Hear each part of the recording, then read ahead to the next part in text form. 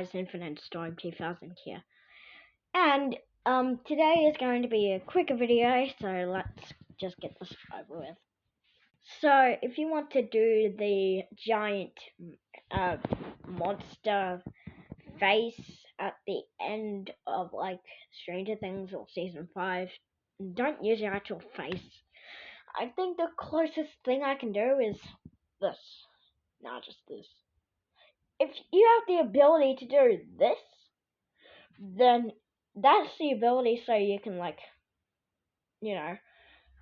if you don't understand, well, just check a video about the the the, the creature. Yeah, you get it. But if you do, well, it's pretty cool. And since I have the ability for both hands, it's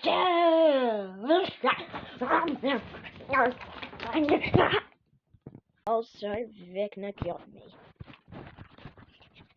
God!